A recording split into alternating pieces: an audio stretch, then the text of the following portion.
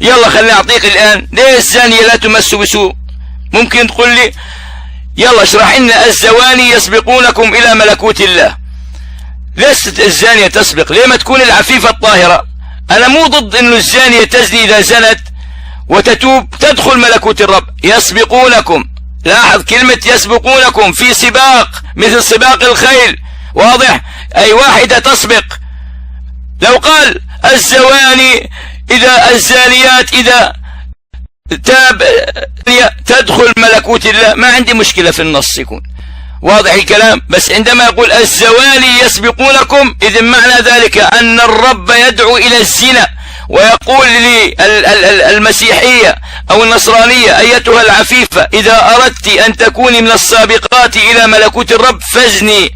طيب العشرين والزواني يسبقونكم إلى ملكوت الله. طب ليه يسبقونكم إلى ملكوت الله؟ في سباق يا ابني. القضية مو إنهم يدخلوا بس الملكوت، لا، إذن في درجة أولى. تفضل جاوب الآن ولا تخرج عن النص في هذا الباب الشغلان، ومش تجاوب على كيفك الآن، بدك تحول وتلوي أعناق الكلمات في النص. النص واضح، من يقرأ النص يقول لك والزواني يسبقونكم إلى ملكوت الله. تفضل.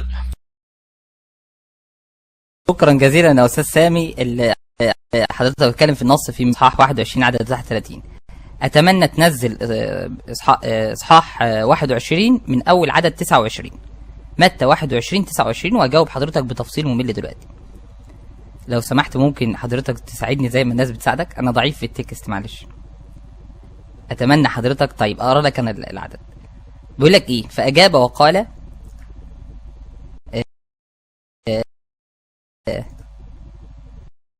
ثم أنزل لك أستاذي عذرا نقطة اعتبرها وردة لك هذه.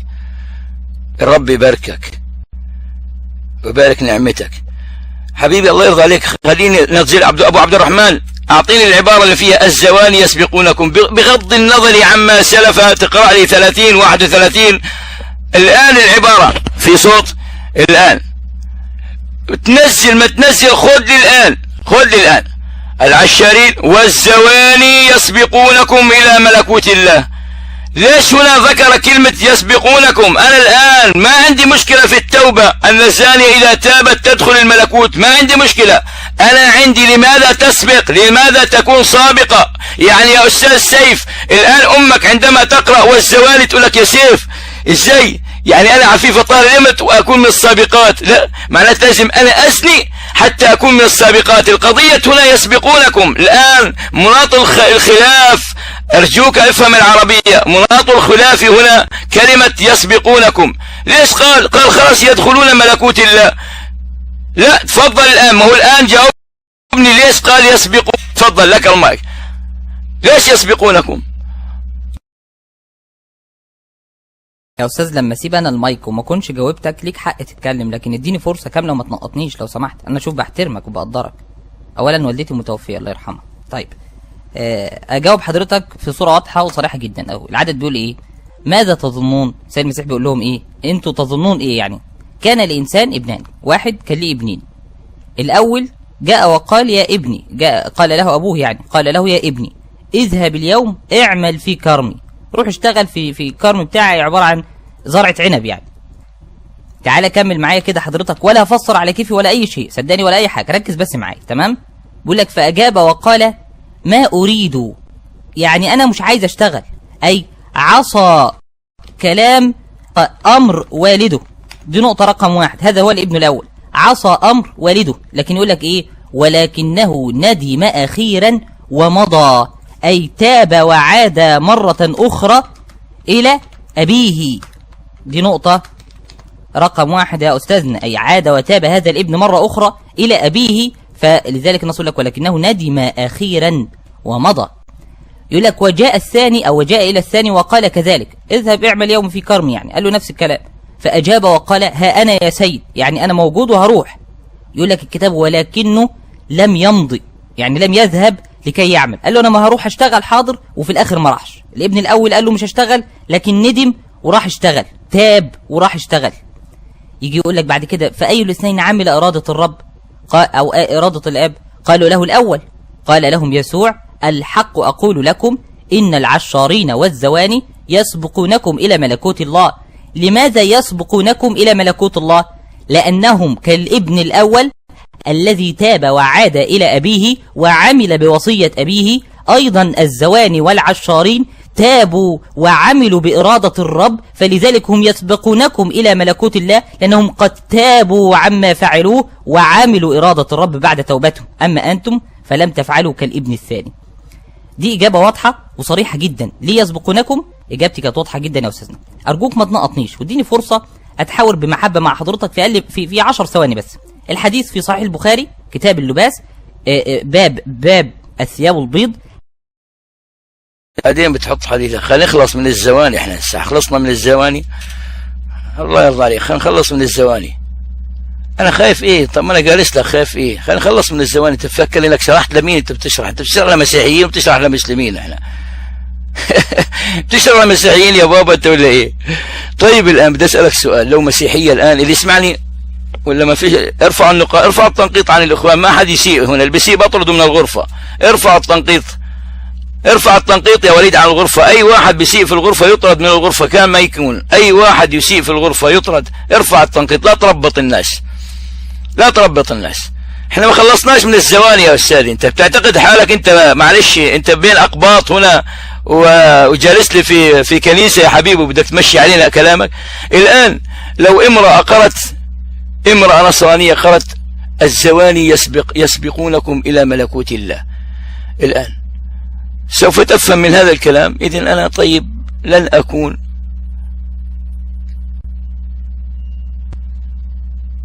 ابن البابا. إيش أنت يا حبيبي؟ الله يرضى عليك، لا تتدخل، لا تكتب أي كلمة تعلق. خليهم يطيروك من الغرفة. أنت يا حبيبي روح يا حبيبي، روح عند البابا يا حبيبي. يلا يلا يا بابا، روح عند البابا يا بابا. عند الماما روح يا حبيبي. يلا حبيبي.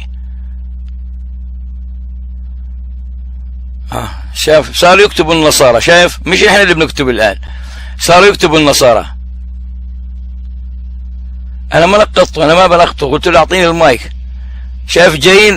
اجيتم بضعارتكم يا استاذي، اجيتم بضعاركم. نقطوا لي هذا حياتي كلها ليكم، هذا حياتك للكنيسه. نقطوا هذا اي واحد من النصارى عباد الخروف.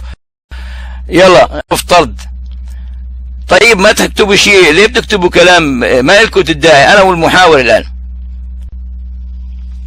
الان يا استاذ سيف، انا لست معصب يا بابا، هذا صوت الحق. انت بدو انك مش داري، عمرك ما سمعت صوت الحق، بتسمعوا دندنة الباطل، بتسمعوا ابوكم الانبي شنودي وهذا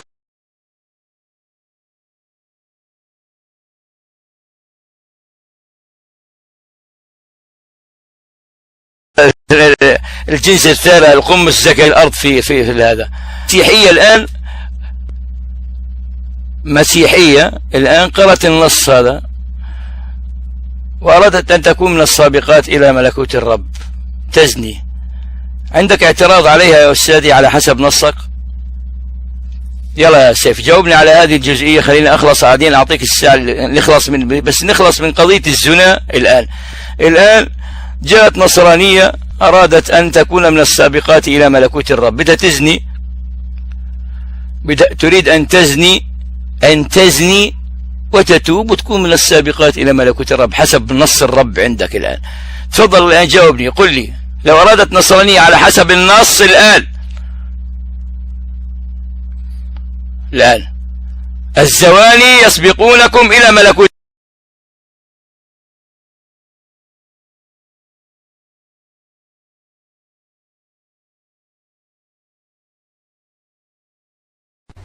لا أنا من رأيي ما ينفك التمريض شيخي سامي، بارك الله فيك. عم بيصير كلام على التكست كتير يعني قمة بالإساءة صراحة. يعني شاف سيف بيعينوا شو عم ينكتب على التكست، بعتقد هو سيف أصلا ما بيرضى على جميع تويت هذا الكلام. فرجاء عفونا من رفع الردات عن التكست، بارك الله فيكم. تفضل يا شيخنا سامي كمل، وخليك أنت وسيف لوحدكم بيكون أفضل بدون ما حدا يتدخل بالحوار، لا من تحت ولا من فوق. لك المايك يا سيدي شيشي. استاذ سيف اهلا وسهلا بك. نقط مدام يعني الان بسألك سؤال. لو ارادت نصرانية، شوف انا تجاوزا ما ناقشتك انه ما ذكرت تابت، ولكن انا خليني احمل النص على انها تابت. لو الان ارادت نصرانية ان تكون من السابقات إلى ملكوت الرب،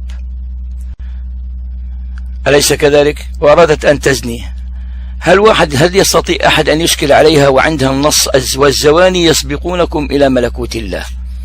تفضل. هو لم حتى لا يذكر الزواني التائبات أو الزانيات التائبات، قال الزواني يسبقونكم إلى ملكوت الله، يعني الرب يدعو إلى الزنا جهارا. وأنا عندما قرأت النص هذا قلت لعل الرب يعني هذه زلة من الرب، ولكن عندما تحدث عن رحاب الزانية اقتلوا واذبحوا إلا رحاب الزانية فإنها قد خبأت المرسلين، هذه الصراحة. وعندما قرأت صراحة يا أستاذ سيف الزانية لا تمس، ما شاء الله، يعني إيش ما بتدفن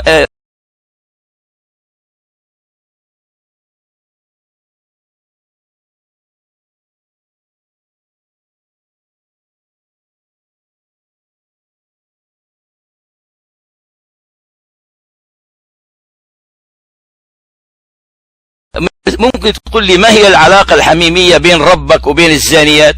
أنا شاعر، يعني ربك هل ربك زير نساء؟ معقول؟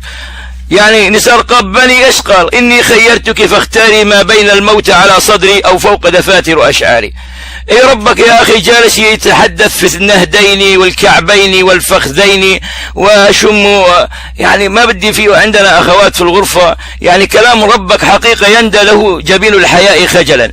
يعني الا يستحي هذا الرب ان يتغزل بمعبودته؟ يعني ما ادري، يعني رغم ان الرب لم يعرف انه تزوج. لا، ليست شتائم يا استاذي، هذا من نشيد الانشاد. اذا اردت الان ان اعطيك حتى واشنف اذانك واذان، نعم، أشنف آذانك وآذان المستمعين حتى تعرف إيش هذا الرب العاهر الساقط زير النساء. وللأسف يعني مطعون في ذكوريته المشكلة، يعني هو يحوم ولا يرد، هو يحوم ولا يرد. إيه طبعا سجل، الله يهديك، هو لازم سجل. فأنا بدي أقول لك هذا الرب الآن، خليني أعطيك مختصر الكلام الآن. وهذه العلاقات الحميمية مع الزانيات ومع الساقطات واضح، يعني أعطاهن إيه حق الإيه السبق في دخول الملكوت. طيب الآن خلينا نرجع للسؤال ولا تخرج من السؤال الآن. قل لي الآن لو أرادت نصرانية الآن، أرادت أختك، أمك ميتة أختك موجودة، أختك مو موجودة، بنت عمتك، بنت عمة خالة أختك موجودة، قريبتك موجودة، أرادت الآن أن تكون من السابقات على حسب النص إلى ملكوت الله، وأرادت أن تزني، هل تمنعها يا سيف؟ هل يستطيع أحد يمنعها؟ هل الشنودي الأب شنودي ولا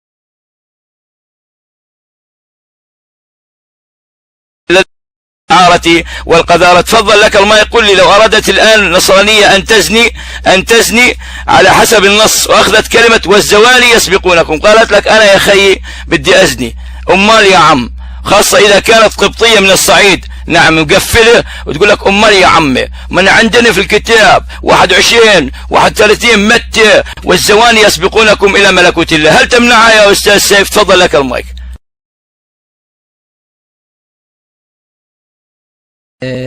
طبعا يعني حضرتك بتحاول تشتمني عشان اخرج، احنا ملاحظين طبعا مش كل مره، مش اول مره الكلام ده يحصل، ربنا يسامحك. اولا كتابي انا، ما تنساش ان كتابي بيقول ألستم تعلمون ان اجسادكم هي اعضاء المسيح، افاخذ اعضاء المسيح واجعلها اعضاء زانيه؟ حاشا، ده نص كتابي. الزنا استاذي تجد بدايته لما يجي النبي عليه الصلاه والسلام يقول لماعز انت نكتاب ما في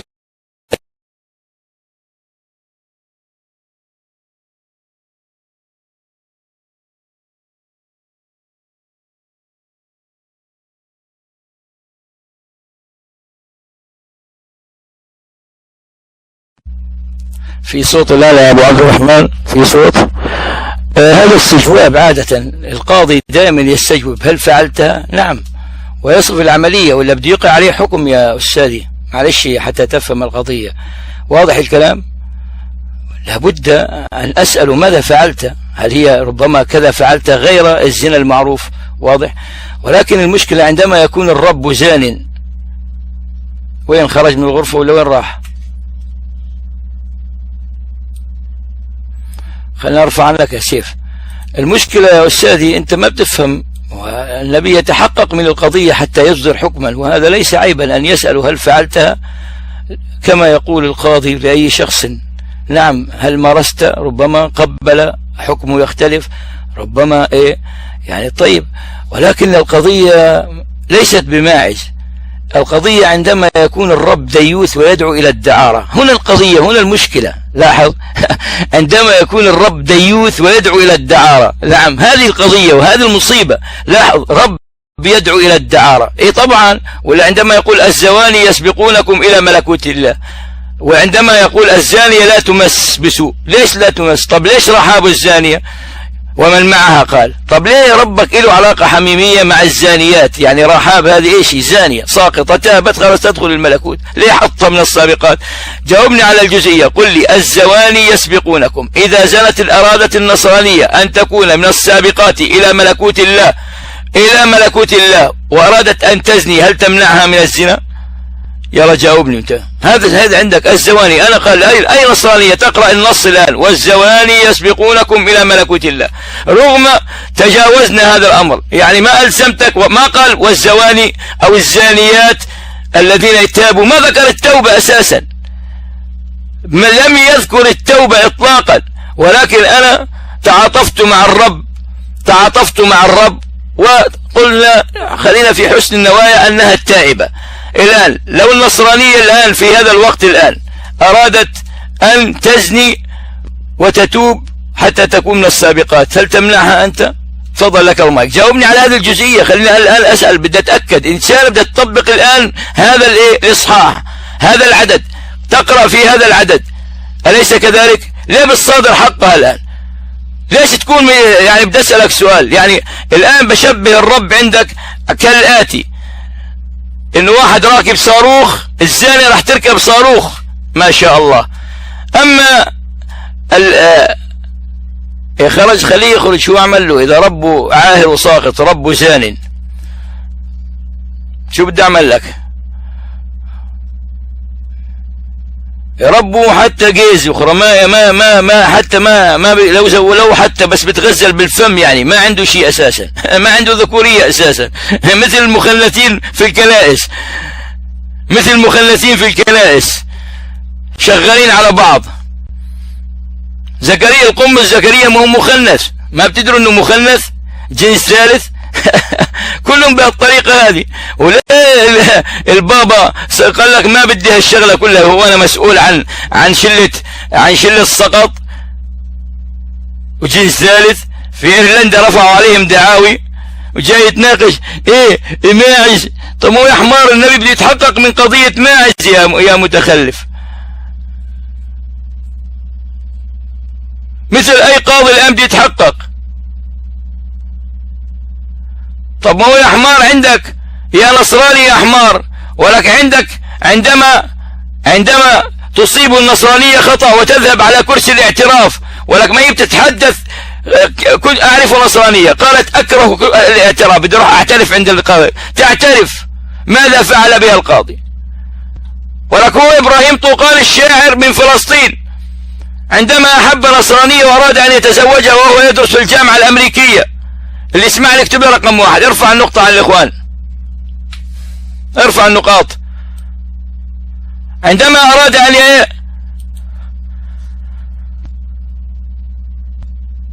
طبعا النقطة المهمة، خليني بس أبين لكم. طيب عندما أراد أن أحبها، أراد أن يتزوجها، أهلها رفضوا لأنه مسلم من نابلس وهي نصرانية. أهلها بعثوها إلى الكنيسة كي تعترف ويطهرها القسيس. الحقيقة المؤلمة أنها كانت على قدر من الجمال، فيبدو أن القسيس أخذها في إذاعة خارجية. أنا بعتذر عن هذه الألفاظ حقيقة. فجلس يطهرها 3 أيام. ليه؟ لأنها فكرت أن تتزوج مسلم. 3 أيام أخذت معه، وهذا الله يطيح حظه، هذا القسيس طايح فيها. عندما علم والدها بالقصة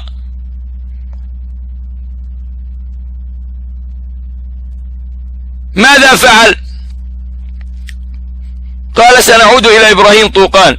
فعادوا إلى إبراهيم طوقان، قالوا له اجتمعت العائلة. بدوا يسبوا والله لا أخليكم تتألموا يا أولاد الزواني يسبقونكم إلى ملكوت الله. ولك أنا بعرف كيف ألمكم. ولك جاي تناقش، أنتوا تابعين نقاش ولا بتفهم أنت لغة عربية؟ المهم، فأستاذنا وين المقدسي من فلسطين؟ المقدسي من فلسطين، خليك تسمع القصة لأنه هذا منكم من فلسطين، الشاعر الفلسطيني إبراهيم طوقان. طيب، فجاءوا إلى إبراهيم طوقان وقالوا له لقد اجتمعت العائلة واتفقنا على أن تكون زوجا لابنتنا. فوافق، فزفت إليه. وفي الليلة الأولى اكتشف أنها ثيب وليست بكر، ولذلك قال قصيدة سأترفع عن ذكر بعض الكلمات النابية والبذيئة حقيقة، لأنه أصاب مقتلا من الكنيسة. قال نعم، قالت أبانا لقد أصبت خاطئة، فهل ترى الرب يعفو عن خطاياتي؟ فاستضحك الوغد في مكر وقال لها طوبى لأهل الخطايا والبليات. ثعلب ابن ثعلب، طوبى لأهل الخطايا والبليات.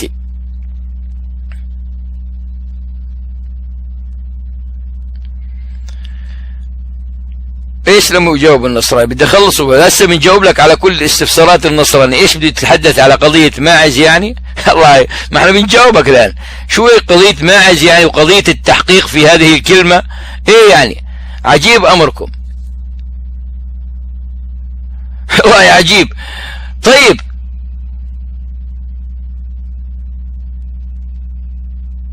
كيف بده يتحقق الواحد الان؟ هسه بدي اسالك سؤال، انت سرقت، بدي اقول لك سرقت، اقول لك عيب تقول الكلام هذا؟ واضح الكلام؟ هسه بنتكلم في هذا. قالت ابانا لقد اصبت خاطئة. ايه عامل نفسه مسلم هذا. هسه بنطلع على المايك. قالت ابانا لقد اصبت خاطئة، فهل ترى الرب يعفو عن خطاياتي؟ في صوت. فاستضحك الوغد في مكر وقال لها طوبى لأهل الخطايا والبليات. خليها ترنيمة يا بابا عشان نرحب.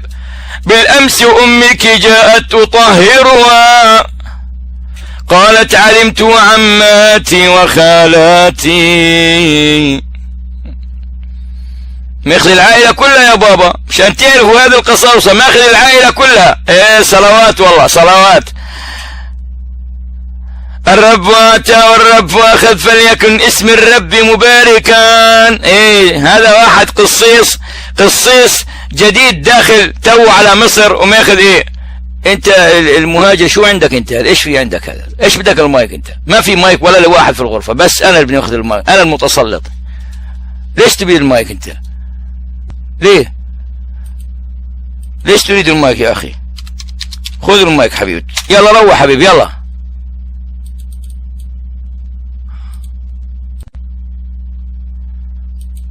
يلا حبيبي يلا، ما حد يطلب المايك.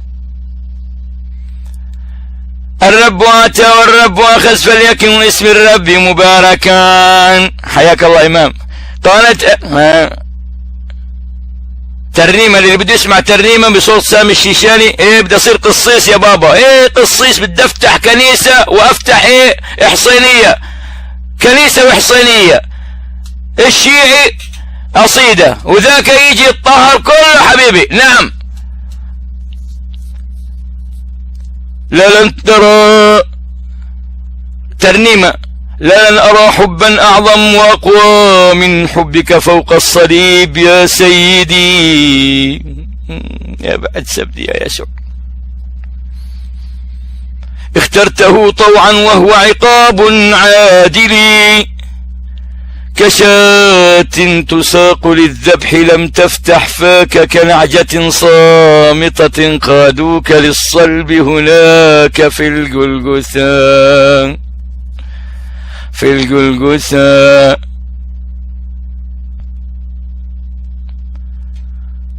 حين عيرنا. لا مش داعي للغلط، الله يهدينا ويهديكم. اهلا وسهلا بكم جميعا. طيب وين الان يا الفويس هذا؟ وين راح الفويس؟ طيب نرد لك على ما عايز. الان بدي اسالكم سؤال، يعني انا ما بدي اذكر حتى الان المحقق، ألا يحق للمحقق أن يسأل في أدق التفاصيل حتى يصل إلى النتيجة؟ معلش سؤال، بدي أسألكم سؤال. ألا يحق لمن يريد أن يقضي؟ واضح الكلام؟ فلا بد أن يسأل ويتنبه حتى يصل إلى الحق. نعم، قضية موت مو قضية أي شيء جاي إيه عذرا إيه نكتها إيه يعني. طيب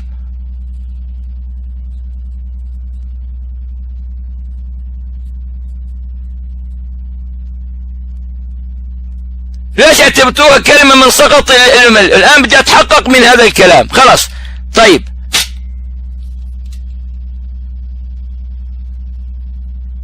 ربما داعب، ربما عذرا.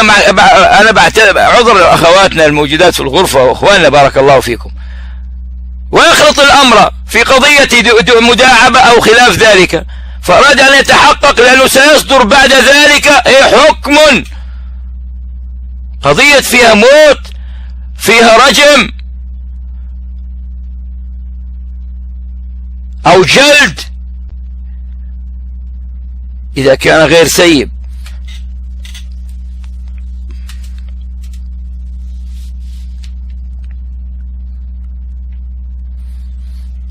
ايش المشكلة؟ طبعا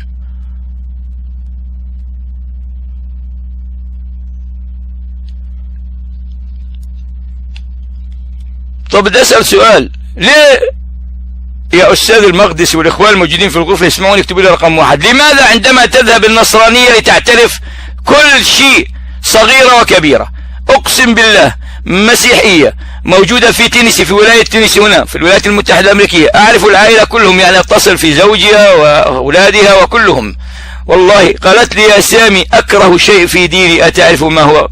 قلت ماذا؟ قالت كرسي الاعتراف. ايش يعني؟ انا عملت خطية خلاص لازم انا اعترف اعيدها؟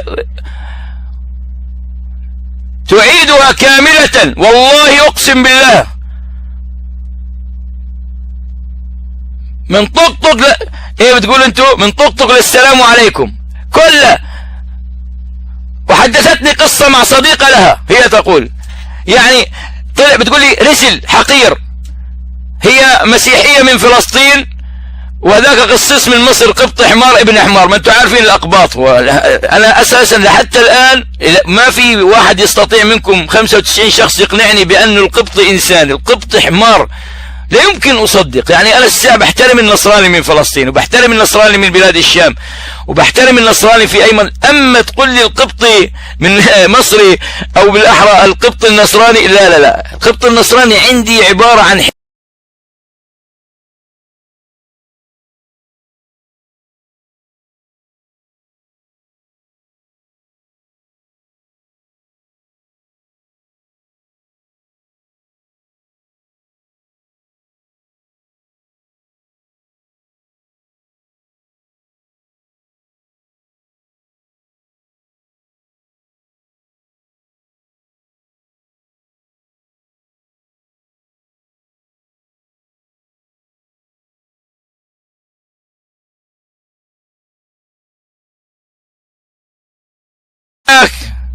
هذا بدي أعرفيك، بدي أعرفيك حتى تفهم يا من تدهن.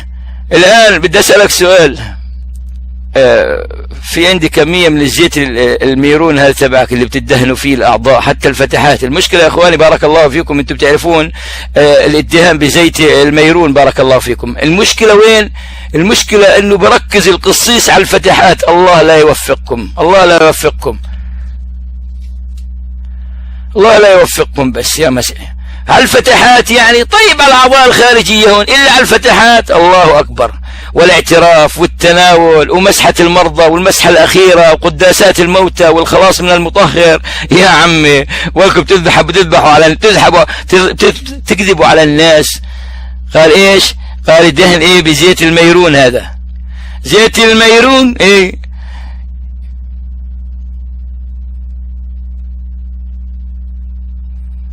يلا نكمل لك دينك الآن، نكمل لك دينك الآن. شو رأيك نناقشك بإيه؟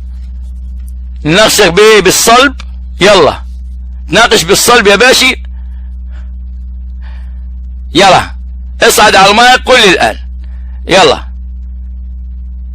ما فائدة الصلب؟ خلينا نشوف ايش فائدة الصلب.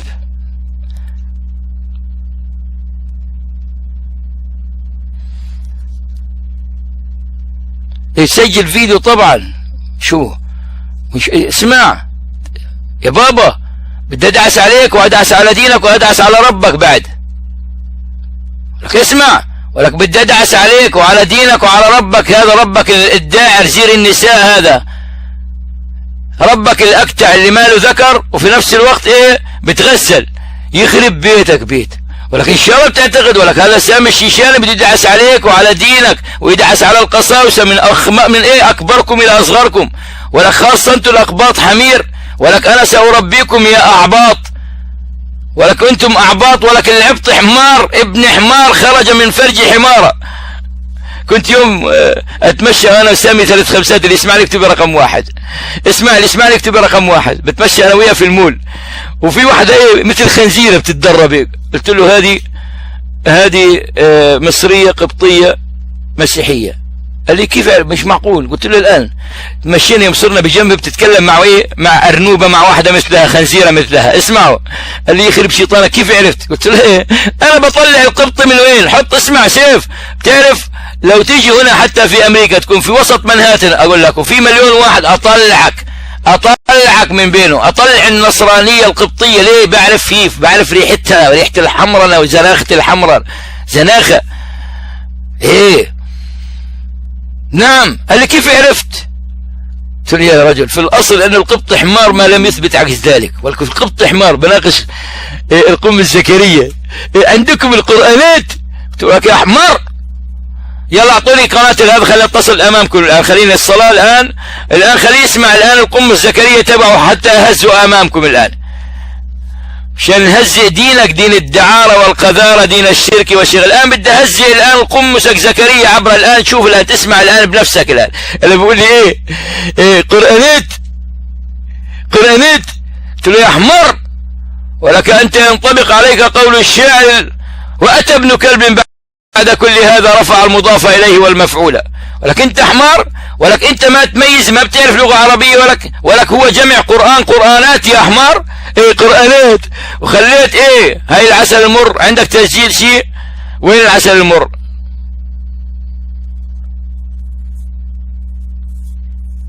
ايه هربت انت طبعا. ليه تهرب؟ هنا بدنا ندعس عليك وعلى دينك، هون دين الدعارة والقذارة. نعم دين ايه؟ دين ايه؟ قالت ابانا خليني احيي الان قبل. وين وليد؟ قالت ابانا لقد اصبت خاطئة فهل ترى الرب يعفو عن خطاياتي. بس بدون موسيقى احنا ما بنقدر نسمع موسيقى، ولا بعطيكم موسيقى نتجاوز الحدود. قالت ابانا لقد أصبت خاطئة فهل ترى الرب يعفو عن خطاياتي.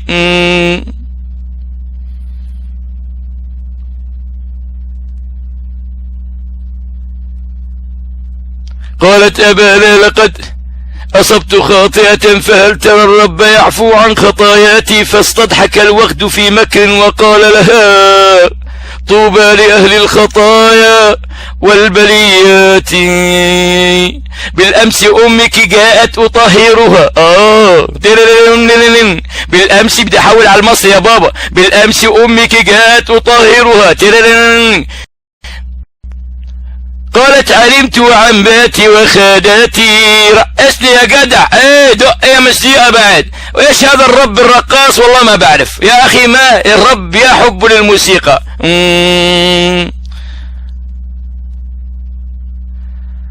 بنرسل لك احنا المقطع يا بابا. قال ايه بنسجل؟ ولك سجل سجل سجل. انا عربي ورقم بطاقتي 50,000. ايه واولادي 8 وتاسعهم سيأتي بعد صيف. ايه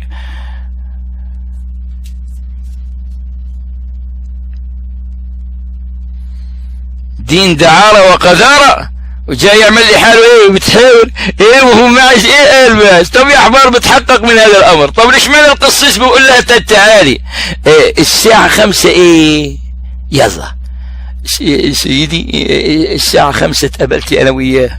الان بدها تعترف النصرانية في الجريمة اللي عملتها. طيب مسي ايديك.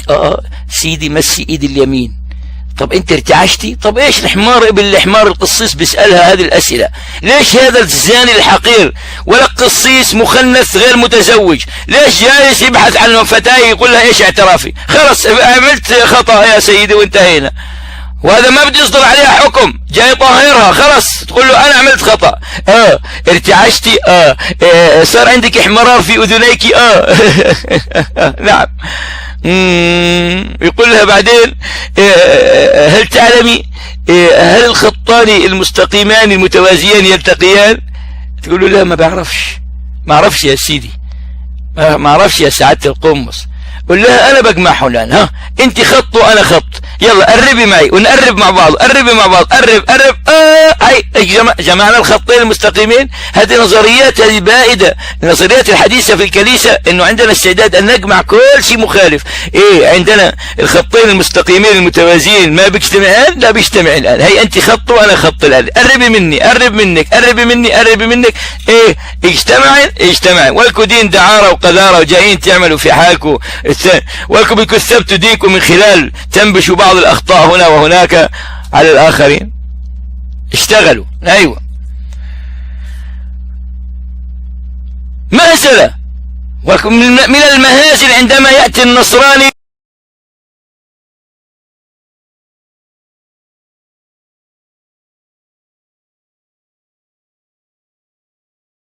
تتفلسفوا على الشيعة وتقولوا لهم دينكم في المتعة. إذا نحن بنحكي مع الشيعة بيننا وبين الشيعة أنتم ما خصكم. أنتم بتروحوا تخلصوا الإنجيل تبعكم أول شيء وربكم المصلوب والخروف اللي بتعبدوه. أما أنكم تدقوا بالشيعة وتستفردوا فيهم من لكم فشرتم بعيونكم. إسلامنا موجود انتهى الأمر. نحن رافضة سنة أشاعرة شو ما كنا من فرق بنتحد بيوم واحد بإذن الله بنشقفكم. ليكم الآن بدون اتحاد بأخ من الشيشان عم خزقكم تخزيق. والله عيب، والله عيب. أخ من الشيشان طبعا بينكم إذا بنجتمع كلنا عليكم يعني. يعني انا بنصحكم شو بدكم بهالشغله على كل. سيف الكلمه انت ليش لا تهرب؟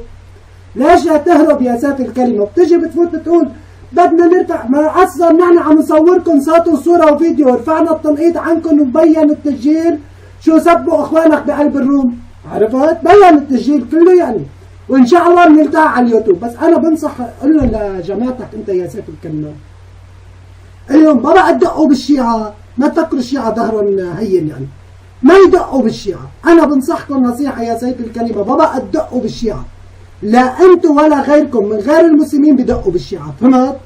هيدي عم ننصحكم فيها مليون الف نصيحه بنصيحه، ما تدقوا بالشيعه وتعايروهم بالمتعه، لانه دينكم دين الفساد ودين القذاره.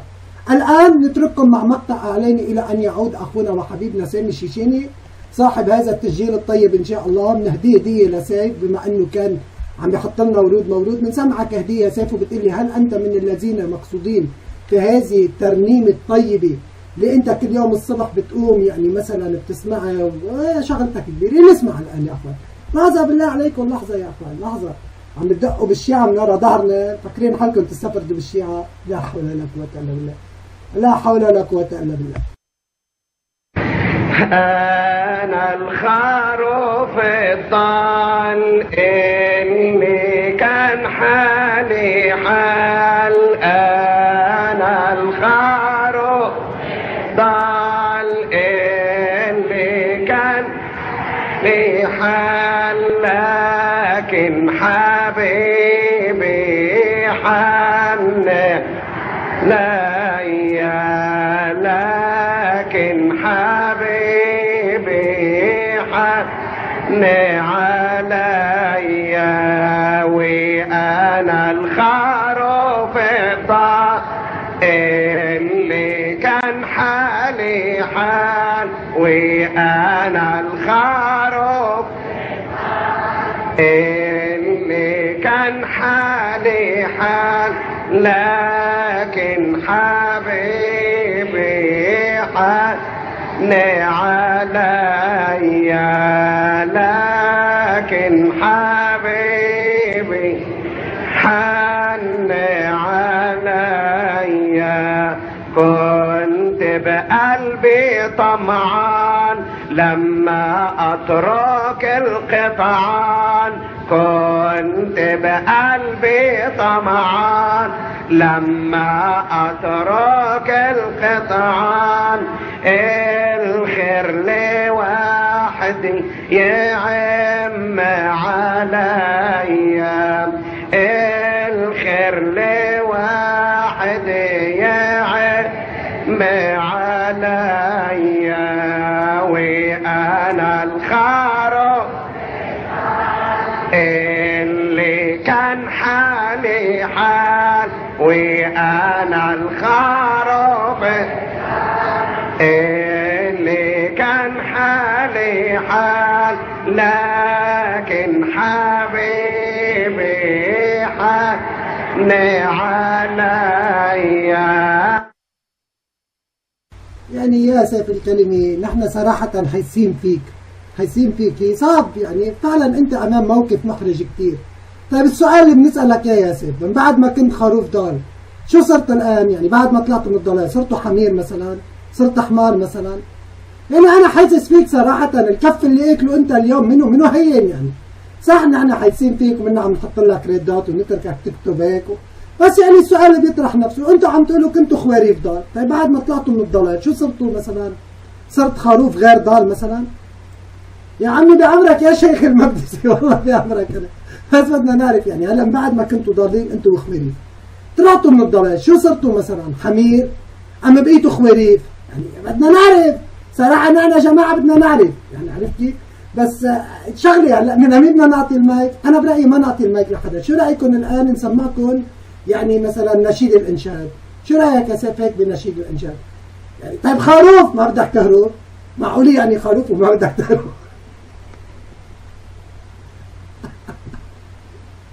ليك أخونا أوان بيقول لك لا، شو رأيك نسمعك هيك شوي من نشيد الإنشاد يا حبيب قلبنا يا سيف؟ يعني أنا عم بقول لك تعيش وتاكل غيرك، تعيش وتاكل غيرك. فعلا يعني انتوا رحتوا لك ما لقيتوا غير شيعي مسكين فايت لعندكم هيك يعني ببراءة، ما عنده شيء منه يعني ما بيستعمل لا التقية ولا شيء، عادي تتمرجلوا عليه عندكم بالروم، تتمرجلوا عليه. ومين لك شيعي لك والله يعني لو تمرجلتوا لكم على واحد بيستاهل المرجلة بنقول. بس هذا الاهداء للشيعي، هذا التجهيز بدنا نهديه للشيعي نحن من الله راد. ردة اعتبار الى الشيعة على البلتون. نعم بنقدم شيخنا المقدسي ومن ثم اخي المقدسي بارك الله فيك في اخ لنا عزيز اسمه العسل المر. سمعني يا اخي العسل المر بارك الله فيك. اخي العسل المر بالله عليك سمعني اكتب رقمي هي. لك انا هيديك اليوم وصلني خبر قال انت اخذ على خاطرك مني اني انا حيكي كلمه وانت مفتكرها عليك. لك والله العظيم هي قسما بالله اني لا كنت بقصد ولا عندي نيه القصد ولا كان عندي نيه من هذا اللي وصل لك من الشعور، ولكن انا بعتذر منك امام الناس كلها اذا كلمتي سببت لك اجراح. بالله عليك سامحني جزاك الله كل خير. نعم فانا بدي اقدم له الاعتذار لاخونا العسل المر امام الناس كلياته وعلى مسمع الناس كلها، لانه هو اخذ على خاطره اني انا حكيت كلمه على المايك يا اخوان واثرت عليه بطريقه غير يعني انا ما كنت قاصدها، ولكن هو يتحسس فيها بارك الله فيكم. فاعذرني جزاك الله كل خير. يلا حياك الله وبياك. تفضل يا اخونا المقدسي ان شاء الله، ومن ثم بتقدم اخونا العسل المر. تفضل شيخ المقدسي لك المايك. السلام عليكم ورحمة الله وبركاته. حياكم الله إخواني وبياكم يا أهل السنة والجماعة. حياكم الله. إذا في صوت إخواني اكتبوا رقم 1. إذا في صوت ممتاز. يا سيف، يا سيف أنا فقط سأسألك سؤال واحد. أنا فقط سأسألك سؤال واحد، فكر في هذا السؤال. لو أنك قس وأختك لا سمح الله، لكن هذا للتفكير، وأختك فعلت إثم معصية كبيرة من الذنوب وجاءت إلى الكنيسة لكي تعترف، وجدت قسا آخر يحقق معها كيف فعلت الجريمة أو الإثم أو المعصية، ما هو شعورك؟ وأختك تصف بأدق التفاصيل ما الذي حدث معها. فقط فكر في هذا. ثم يا سيف أنا أدعوك للإسلام الآن، أن تسلم لله رب العالمين وأن تترك عبادة الخرفان وعبادة الصليب. تفضل أخي. ثم يا سيف سؤالي الثالث كان، وفعلا والله يعني أنا أفكر فيه دائما، أنتم تقدسون الصليب الذي صلب عليه وتعذب عليه المسيح، فكيف تربطون حبكم بالمسيح؟ كيف تربطون حبكم بالمسيح والمسيح كما تدعون عذب على هذا الصليب، فأنتم تقدسون هذا الصليب الذي تم التعذيب عليه. ثم يا سيف لو أن المسيح مات على خازوق، لو أن المسيح مات على خازوق، فبالله عليك أين ستضع هذا الخازوق؟ الصليب على صدرك، طيب وإذا مات على خازوق أين ستضع هذا الخازوق؟ تفضل لك الميكروفون أخي عسل مر.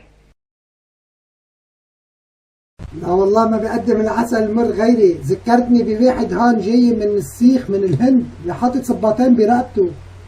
قلت له عمي بقلبك ليه حاطط هالصبابيط برقبتك؟ قال قتلوا ابوه رميا بالجزيمه. يعني كله بتتبع بعضه البعض، كلها توابع يا اخي المقدسي. سؤال محرج والله يا سيف وضعك، يعني انا ما بعرف، يعني صراحه سيف بنصحك غير اسمك على البلتوك، غير اسمك على البلتوك وقول يا شباب يعني بليلي احراج قوي، يعني شغله كبيره يا سيف صراحه، ما لك غير تغير اسمك وهيك بتكون راحت منك الفضيحه يعني. تفضل يا اخونا العسل مر، خليك يا اخونا المقدسي، خليك بارك الله فيك. تفضل يا العسل مر لك المايك. السلام عليكم ورحمة الله وبركاته. إن شاء الله في صوتي يا أخوة. حياكم الله جميعا، وحيا الله أخويا الحبيب وليد. مش مستاهلة يعني الكلام اللي أنت قلته ده، أنت كده أحرجتني أكتر، يعني إحنا في الأول وفي الآخر إخوات. حياكم الله جميعا. طب يا سيف الكلمة لو تسمعني اكتب لي واحد لو سمحت. أنا شايفك بتتنطط و5 مليون متنصر. فين ال5 مليون متنصر؟ فين الكلام ده؟ فين؟ اكتب لي عشان انا بسجل صوت وصورة، صوت وصورة، يعني التكست الان بيسجل فيديو وكلامك مسجل عشان تنزل الفضايح. اكتب لي بس الاول عشان يبقى كتابة وصوت وصورة. يلا لا لا لا لا اكتب عشان ما تقولش طبعا. وبتتكلم وبتقول زلزال، بتتكلم وبتقول غرفة زلزال. غرفة زلزال هاربين من العسل المر. جالي رامي وكان معاه مناظرة واتفضح وبيقول أصل كتبة الأناجيل. أنا أقول لك اسمعني، أنت مش واخد بالك مني. متى قال شيء في قصة الصلب، لكن لوقا قال شيء آخر. بيحكوا ميكي ماوس، بيحكوا حدوتة يا حبيبي. دي الفضايح بتاعتكم يا حبيبي. متى قال جزئية من قصة الصلب، ولوقا قال جزئية أخرى. أنت ما تفسر الإنجيل. طب أنطونيوس فكري بيقول إيه؟ مفيش هروب. إقح الإنجيل إقح.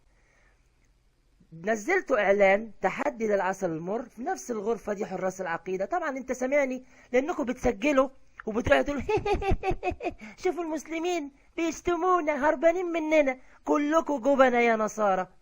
زي ما تحددكم من شهر في غرفة حراس العقيدة وجبتوا نزلتوا إعلان، وجالي الأونر بتاعكم قلت له لو أنت راجل تعالى الآن. عارف قال لي إيه؟ طبعا أنت سكت صح؟ خنست. قال لي أنا مش فاضي الآن. طب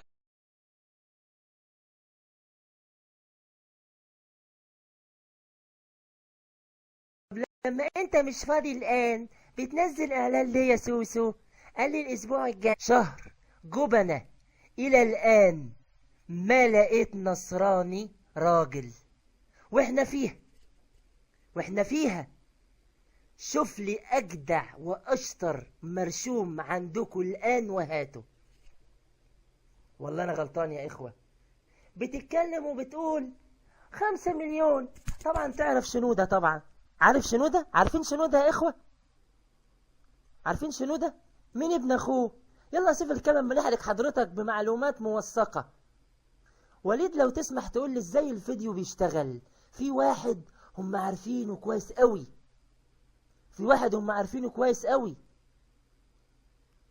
عارفين شنودة طبعا. يا سيف الكلمة عارف شنودة طبعا.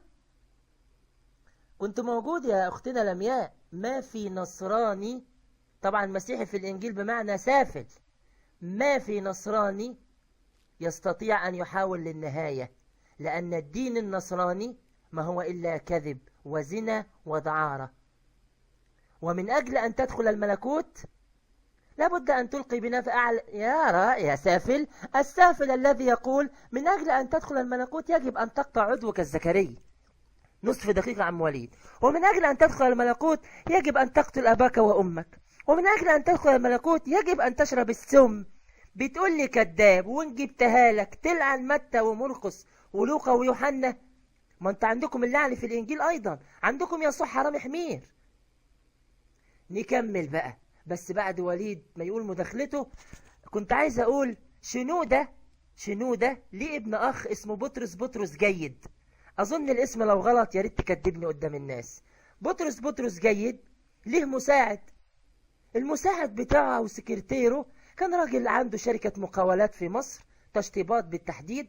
والراجل بقى ملازم لبطرس جيد، ولدرجة انه كان بيروح معاه الكنيسة ومكتبه، وكان بياخد المتنصرات بالفلوس، وكانوا بيودوها فيلا النعام، وكانوا بيودوها في دمنهور، وكانوا بيودوها الدير. الراجل ده دخل الإسلام ومعايا تسجيله الآن صوت وصورة. تحب تسمع وتشوف المحترمة. فين المحترمة؟ من أجل أن تدخل الملكوت يجب أن تقطع عضوك الذكري، ولا العشرين والزواني يسبقونكم إلى الملكوت؟ أنا سؤالي واضح. إذا كنت تدعي أنك على علم ودينك على حق، الآن حوار الآن. هذا أولا. ثانيا، أنا ما سمعتش ردك على تشغيل النصراني اللي دخل الإسلام، وستسمع وترى صوت وصورة فضائح ما يحدث في الكنائس. والله التسجيل معي الآن صوت وصورة فيديو مسجلين له. اتفضل يا عم وليد، ويا ريت في الكلمة ما يهرب ونفتح حوار وسؤال بسيط جدا. اتفضل يا عم وليد، ليك المايك.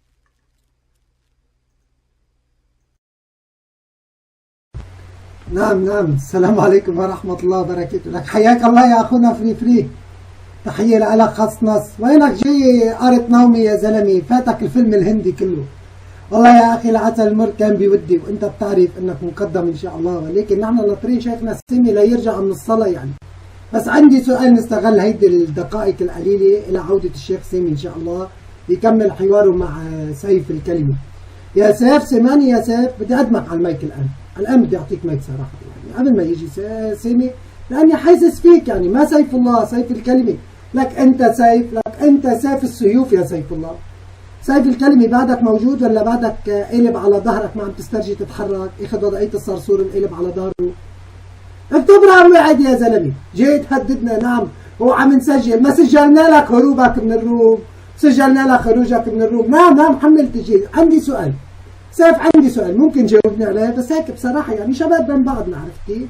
سيف الكلمة طبعا لأنه دخل أخ من أسود أهل السنة اسمه سيف الله، حشرك هلا أنه يتشبه سيف الكلمة بنعم. نعم يا سيف الكلمة، سؤال، أنت حمار شي؟ جاوبني على قد السؤال، نعم أم لا؟ أنا عم بسألك سؤال، أنت حمار شي؟ بس قل لي نعم أم لا، بس يا أخي أنا عم بسألك أنت حمار شي؟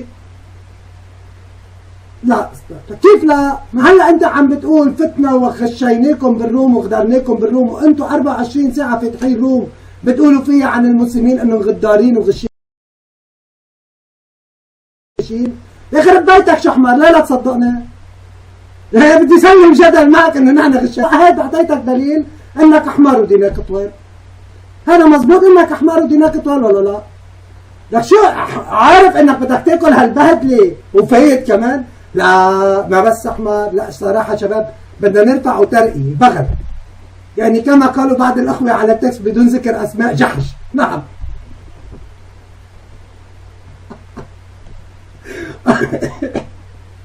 نزل لي فطاء، الله لا يسامحكم، نزل لي فطاء قد ما ضحكت عليك يا سيف اليوم. يعني يا سيف ما فشيت خلقي، ما بتستحوا على نفسكم تاخذوا شيعي يا خطيتوا لا له فيها لا من قريب ولا من بعيد، تقعدوا تبهدلوه عنكم بالروم، وبشو بالمتعه؟ لا بالمتعه عم بتبهدلوه للزلمه، بالمتعه لعمشكم حمير، وانتم كتابكم المدنس يقول الزواني يسبقوكم الى ملكوت الرب. يعني انه انتوا طبيعيين انتوا. لك يا سيف الكلمه يعني عن جد هذا الادمي اللي كان عم بيحاوره او الشخص، لا وشو للشيعي ما يخلوه يحكي، كل ما ياخذ مايك يحطوا له ريدات او يبعثوا له اوديو ويسبر. لكل الروم عندكم ما بتطلع 55 شخص، هذا براس سعره اذا كترت فيها 49 ادمن، ل 49 ادمن وهذيك الخمسه فايتين باسمان من الادمنيه. الله لا يعطيكم العافيه، بتبعتوا له اوديو ويسبر للزلمه. لا شيعي ما بتخلوه يحكي. والله منيح ما فات لكم شي واحد من اصول اهل السنه. يعني شو كنتوا عملتوا يا زلمه؟ عمشوا عنكم جماعه عن جد. قالوا بقول لك لا الله يسامحك هو مش حمار، طلع جحش ودينات ويل يعني. نعم شيخنا سامي رجعت بارك الله فيك. عم تضحك كمان، بس ليك هلا سيف ما تقول لي انا شاعر فيك. صراحه انه انت يعني وضعك صعب كثير الان. يعني وهيك الكم ما بيطلع من راسك، وخصوصا انك كنت على المايك هونيك حاطط وعم تتمسخر على المسلمين. بفوت عليك شاب لبناني ببونجور وبونسوار، بياكل بعقلك حلاوه، بيقول لي نعم انا سوف اذهب الان. نعم يعني كربلناك وجبناك وحطيناك وعملناكم كالبني ادمين واعطيناكم مايك وحطينا لكم ريد دوت، بس رفعنا الريد دوت ما شفت اخوانك شو صاروا يعملوا. يا عيب الشوم عليكم يا سيف، اختفوا على صليبك يا سيف، اختفوا على ربك يا سيف، اختفوا على كل اللي بتعبدوا يا سيف، عرفت؟ بس ما فيها شيء، الشغله بسيطه جدا يعني، عرفت؟ انتوا تقعدوا تتمسخروا على النبي صلى الله عليه وسلم، انتوا تتمسخروا، الله لا يسامحك، انتوا تتمسخروا على النبي عليه الصلاه والسلام بروماتكم يا عرصات. انتوا يا انجاز يلي منكم عارفين رصيكم من اجريكم، يلي واحدكم بيقول له بنساله ليش بتعبدوا المسيح وبتعتبروا رب؟ لانه ولد بمعجزه بلا اب، ما الحمير ولدت اول حمير على الارض بلا اب وبلا ام، ما تعبدوا الحمير يا رجل. يعني شو بتفرق هيدي الفكره اللي انتم حاملينها براسكم عن انك تروح تعبد حمار؟ اول حمار خلق على الارض بدون اب وبدون ام مثلا. وين يعني شو الفرق بالفكره الان؟ الله لا يسامحك، عم بقول لك انتم شفت يا سيف اذا بترجعوا بتجيبوا سيره النبي صلى الله عليه وسلم بروم زلزال، لكن نحن قسمنا يمين معظم لنفتح لكم رومات 24 ساعه. شفت روم الشيخ الله يوجه له الخير، شو اسمه الشيخ المصري يا اخوان اللي فاتح روم للنصارى على البلتون؟ شو اسمه الروم اللي فتح الشيخ المصري وسام؟ شفتوا روم وسام عبد الله؟ لتشوفوا كل الرومات الاسلاميه شيعه وسنه هن فاتحين رصد 24 ساعه بدينكم، دين القذاره ودين الشتم والعياذ بالله. وعليكم السلام ورحمه الله وبركاته. فنحن بنقول لكم يا سيف بقى تتفلسفوا على النبي صلى الله عليه وسلم، يلا تعيشوا وتاكل غيره، يعني طرقناك فيلم اليوم بيطلع من راسك. هي بس ردة اعتبار لشيعي، فما بالكم تدقوا بأسود أهل السنة. تفضل يا شيخ نسيمي لك المايك بارك الله فيك، وضيفك سيف موجود يا سيمي ينتظرك لك المايك.